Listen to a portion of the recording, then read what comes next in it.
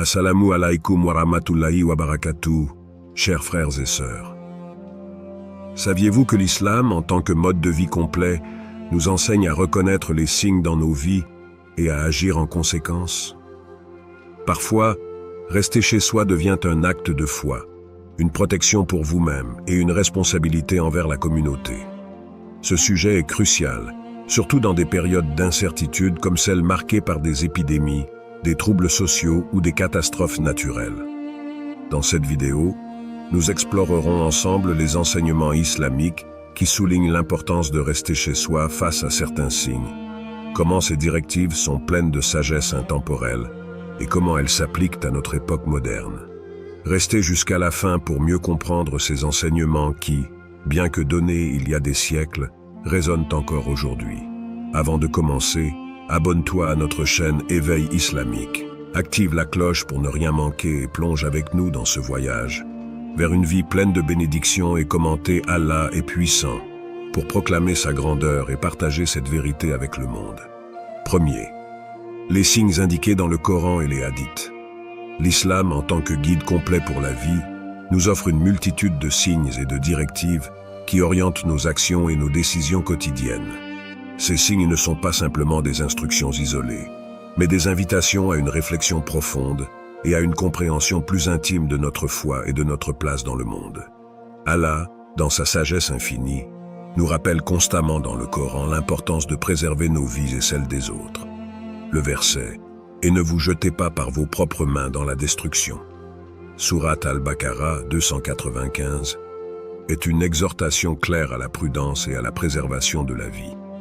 Ce verset ne se limite pas à une simple recommandation. Il établit une obligation morale et spirituelle de veiller à notre bien-être et à celui de notre communauté. Le prophète Muhammad, paix et bénédiction soient sur lui, renforce cette idée dans un hadith authentique rapporté par Sahih al-Bukhari. Si vous apprenez qu'une épidémie s'est déclarée dans une région, n'y entrez pas, et si elle se déclare dans l'endroit où vous vous trouvez, n'en sortez pas. Ces paroles prophétiques, bien avant l'ère moderne et la compréhension scientifique des maladies, illustrent une sagesse intemporelle. Elles posent les fondements de ce que nous connaissons aujourd'hui sous le nom de quarantaine, démontrant ainsi la pertinence et l'actualité des enseignements islamiques dans la gestion des crises sanitaires. Ces directives ne sont pas seulement des réponses à des situations d'urgence, elles sont également des leçons sur la responsabilité collective et individuelle. En ces temps de défis mondiaux, qu'il s'agisse de pandémies, de conflits sociaux ou de catastrophes naturelles, ces signes nous rappellent que notre foi nous guide non seulement dans nos prières et nos actes de culte, mais aussi dans nos interactions quotidiennes et nos décisions cruciales.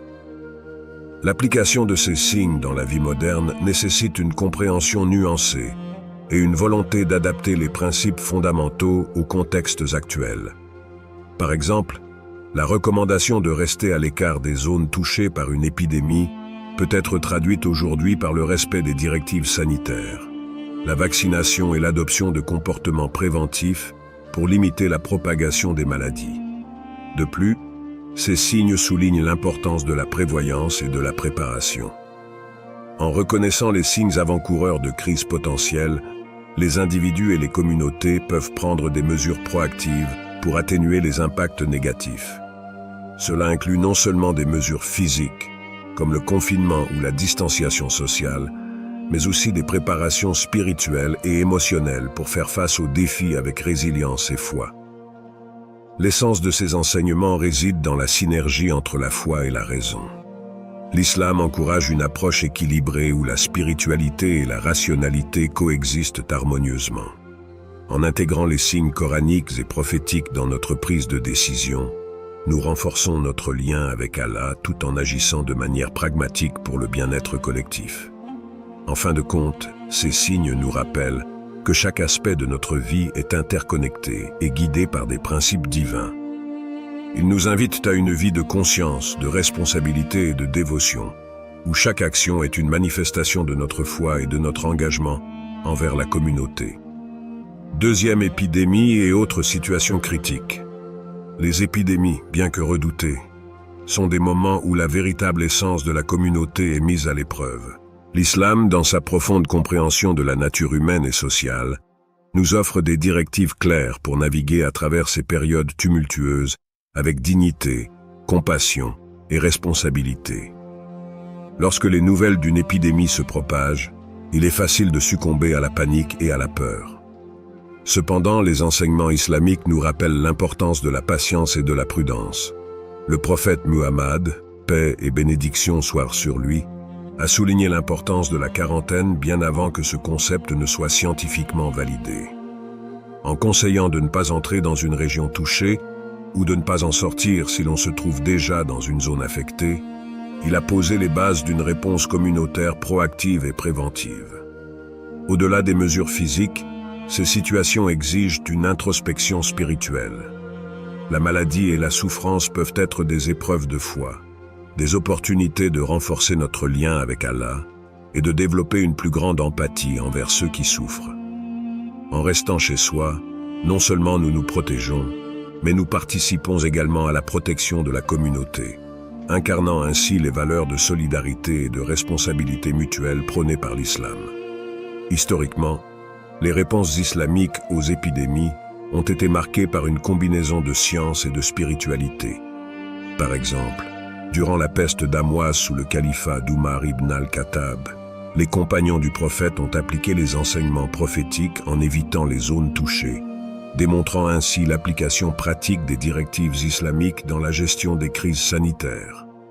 Dans le contexte moderne, ces enseignements restent d'une pertinence incroyable. La pandémie de Covid-19 a mis en lumière la nécessité de combiner les principes spirituels avec les avancées scientifiques pour une gestion efficace des crises.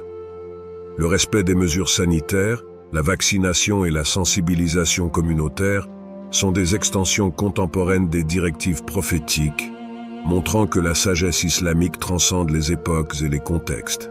En outre, ces situations critiques renforcent l'importance de la charité et de l'entraide.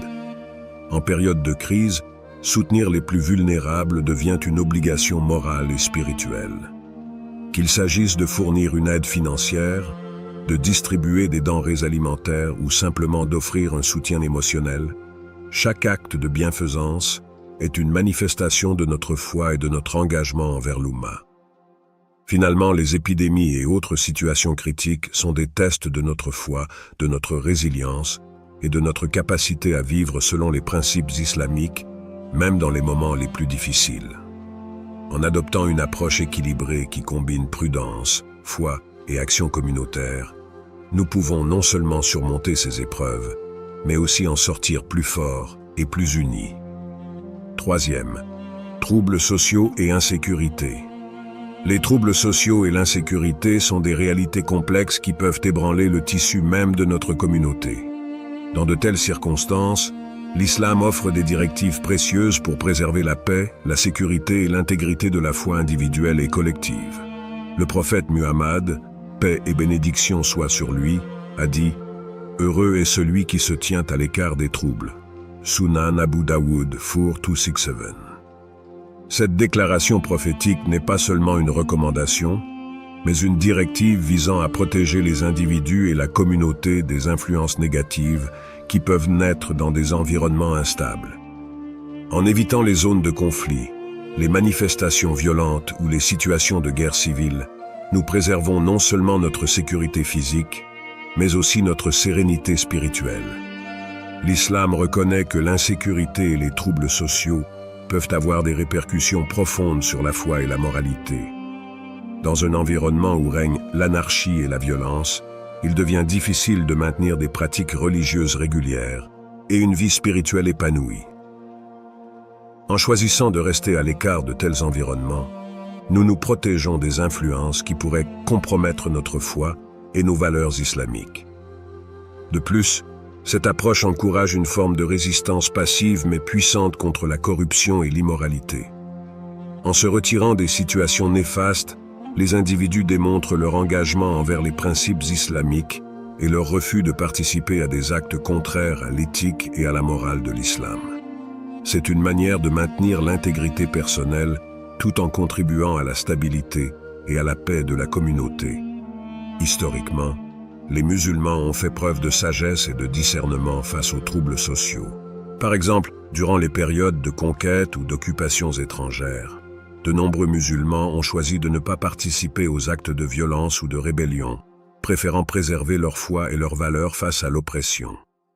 Ces choix courageux ont souvent servi de modèle de résilience et de foi pour les générations futures.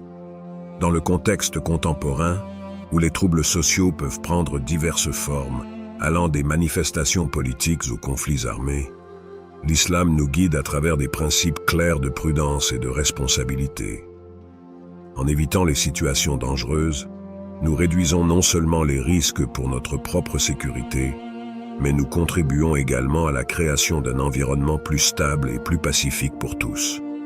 Par ailleurs, cette approche met en lumière l'importance de la préservation de la foi individuelle dans des contextes hostiles. L'islam valorise hautement la foi et considère qu'il est préférable de préserver sa relation avec Allah plutôt que de compromettre ses principes pour des gains mondains ou par peur.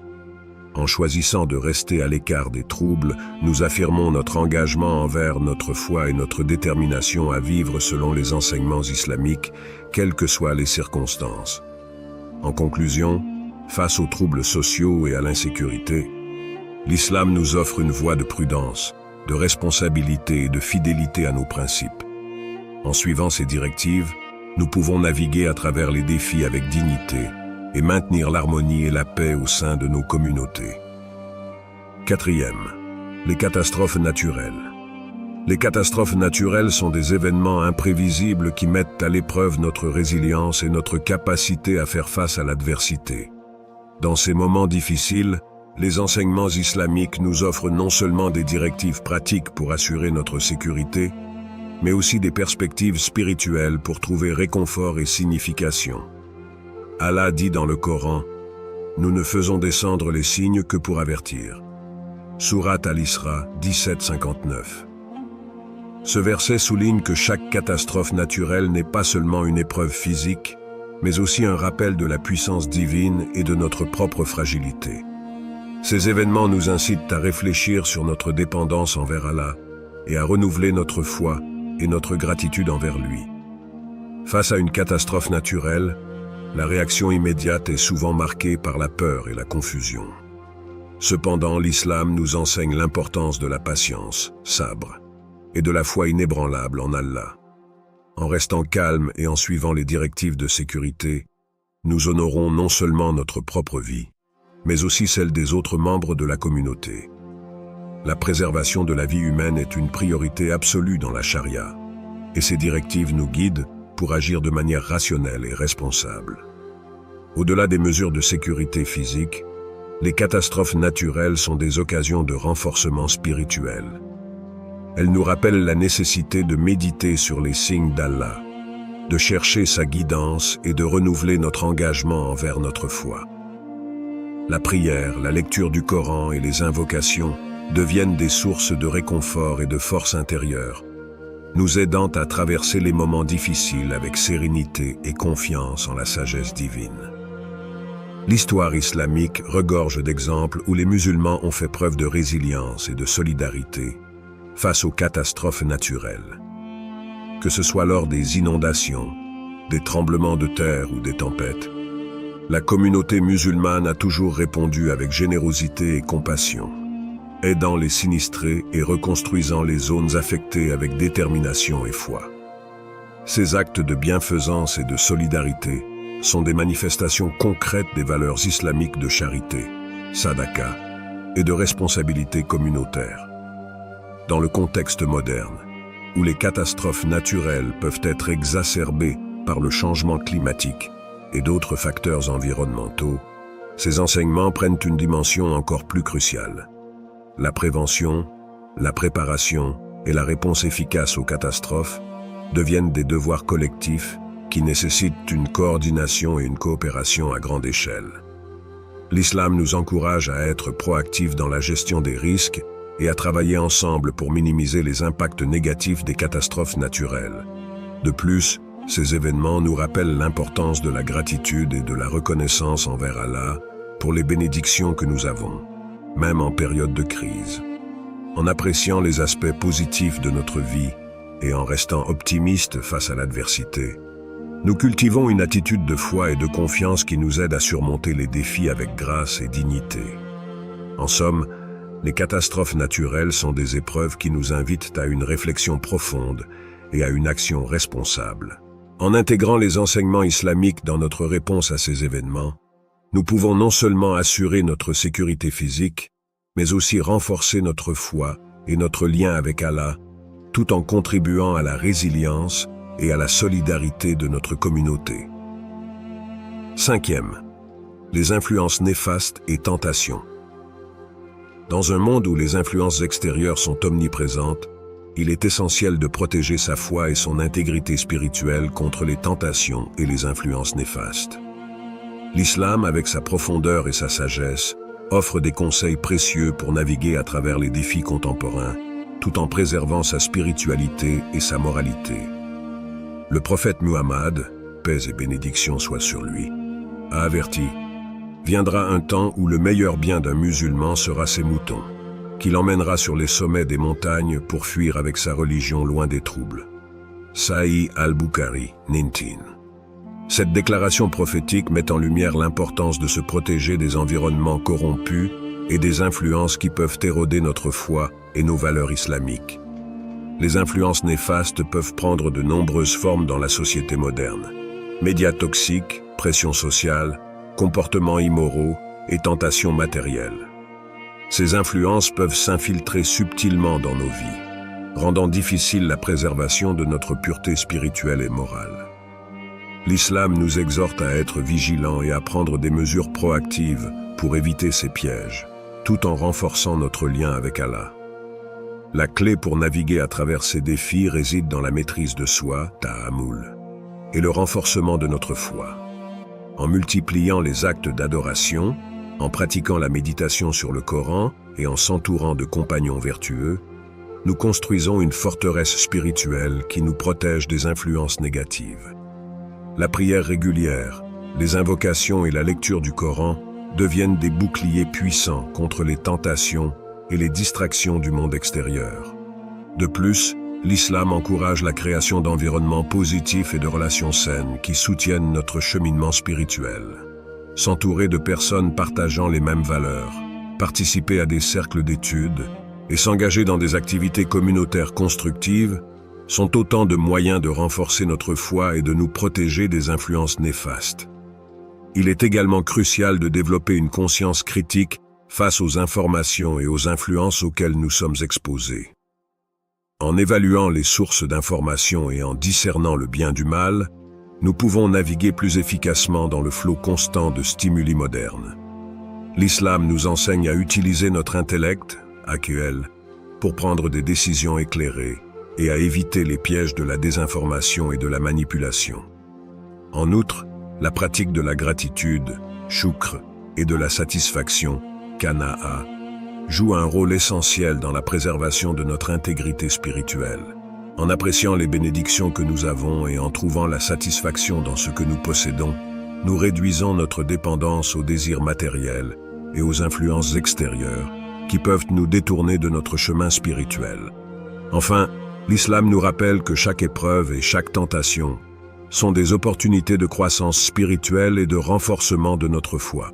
En surmontant les défis et en restant fermement attachés à nos principes islamiques, nous transformons les influences néfastes en leçons de résilience et de dévotion. En conclusion, dans un monde rempli de tentations et d'influences néfastes, l'islam nous guide avec clarté et sagesse. En adoptant une approche proactive et spirituellement enracinée, nous pouvons protéger notre foi, préserver notre intégrité morale et vivre une vie qui reflète véritablement les valeurs et les enseignements de l'islam. Les périodes de calamité et de tensions familiales. Les périodes de calamité et les tensions au sein de la famille représentent des défis significatifs qui peuvent mettre à l'épreuve notre patience, notre foi et notre capacité à maintenir l'harmonie domestique. L'islam, avec sa profondeur et sa compréhension des dynamiques humaines, offre des solutions et des conseils pour naviguer à travers ces moments difficiles, tout en préservant l'unité et la paix familiale. Lorsqu'une calamité frappe une famille, qu'elle soit financière, émotionnelle ou de santé, elle peut engendrer du stress, de l'anxiété et des conflits. Dans de telles situations, l'islam met l'accent sur la patience, sabre, et la résilience spirituelle. Le prophète Muhammad, paix et bénédiction soient sur lui, a enseigné que chaque épreuve est une opportunité de renforcer notre foi et de purifier notre âme. En affrontant les difficultés avec patience et confiance en Allah, nous transformons les moments de crise en occasions de croissance personnelle et spirituelle. Les tensions familiales, qu'elles résultent de malentendus, de désaccords ou de circonstances extérieures, nécessitent une approche basée sur la compassion, le pardon et la communication efficace. L'islam encourage les membres de la famille à traiter les uns les autres avec gentillesse et respect, même dans les moments de désaccord. Le Coran dit « Et adorez Allah et ne lui associez rien, et faites du bien aux parents, aux proches, aux orphelins, aux pauvres, aux voisins proches et aux voisins lointains, aux compagnons de voyage et aux voyageurs. » Sourate An-Nisa 436. Ce verset souligne l'importance de maintenir des relations harmonieuses et de faire preuve de bienveillance envers tous les membres de la communauté, y compris au sein de la famille. Dans les périodes de calamité, la solidarité familiale devient essentielle. En travaillant ensemble, en partageant les responsabilités et en soutenant émotionnellement les uns les autres, les familles peuvent surmonter les défis avec plus de facilité et de cohésion. L'islam valorise le concept de l'Oumma, communauté, et cela commence au sein de la cellule familiale. En cultivant un esprit de coopération et de soutien mutuel, les familles peuvent non seulement survivre aux crises, mais aussi en sortir renforcées et unies. De plus, l'islam encourage la recherche de solutions pratiques tout en restant ancré dans la foi. Cela signifie qu'en plus de prier et de chercher la guidance divine, il est important de prendre des mesures concrètes pour résoudre les problèmes. Qu'il s'agisse de chercher de l'aide professionnelle, de consulter des leaders communautaires ou de mettre en place des stratégies de gestion du stress, l'action proactive est une composante clé de la réponse islamique aux crises familiales. En outre, l'importance du pardon et de la réconciliation ne peut être sous-estimée. Les conflits au sein de la famille peuvent laisser des cicatrices profondes, mais l'islam offre des voies claires pour restaurer la paix et l'harmonie. Le prophète Muhammad, paix et bénédiction soient sur lui, a dit « Le meilleur d'entre vous est celui qui est le meilleur pour sa famille. » Sunan at-Tirmidhi. Ce hadith souligne que le bien-être familial est une priorité et qu'il est de notre devoir de travailler à maintenir des relations saines et aimantes avec nos proches. Enfin, ces périodes de calamité et de tension familiale sont des tests de notre foi et de notre engagement envers les principes islamiques. En les affrontant avec patience, compassion et détermination, nous démontrons notre fidélité à Allah et notre volonté de vivre selon ses enseignements, même dans les moments les plus difficiles. En résumé, l'islam offre une approche holistique pour gérer les périodes de calamité et les tensions familiales, combinant guidance spirituelle, soutien communautaire et solutions pratiques pour assurer la résilience et l'harmonie au sein de la famille. Chers frères et sœurs, en explorant ces divers signes et situations à travers les enseignements de l'islam, nous avons parcouru un chemin de compréhension et de réflexion profonde. Chaque épreuve, chaque crise, chaque tentation est une opportunité de renforcer notre foi, d'affirmer notre résilience et de manifester les valeurs islamiques dans notre vie quotidienne. Reconnaissons que les défis que nous rencontrons ne sont pas simplement des obstacles à surmonter, mais des tests de notre engagement envers Allah et de notre capacité à vivre selon ses principes. Que ce soit face à une épidémie, des troubles sociaux, des catastrophes naturelles, des influences néfastes ou des tensions familiales, l'islam nous guide avec clarté et sagesse pour agir avec prudence, compassion et détermination. Mettons en pratique ces enseignements en adoptant une attitude proactive et spirituellement enracinée. Soyons vigilants, responsables et solidaires dans nos actions, en veillant à préserver notre santé, notre foi et notre unité communautaire. Que chaque décision que nous prenons soit imprégnée de notre intention sincère de plaire à Allah et de contribuer au bien-être de notre Oumma. En ces temps incertains, rappelons-nous que notre véritable force réside dans notre foi et notre solidarité. Ensemble, en suivant les directives islamiques et en s'appuyant sur la sagesse prophétique, nous pouvons non seulement surmonter les épreuves, mais aussi en sortir plus unis et plus forts. Faisons de notre maison un lieu de paix et de lumière, où la foi et la tranquillité règnent en maître. Continuons à apprendre, à grandir et à nous soutenir mutuellement, en gardant toujours Allah au centre de nos vies. Barakallahu fikoum pour votre attention et votre dévouement à vivre selon les principes islamiques. Que Allah nous accorde la patience, la sagesse et la foi nécessaires pour affronter toutes les épreuves avec dignité et confiance en sa divine guidance. Assalamu alaikum wa rahmatullahi wa barakatuh.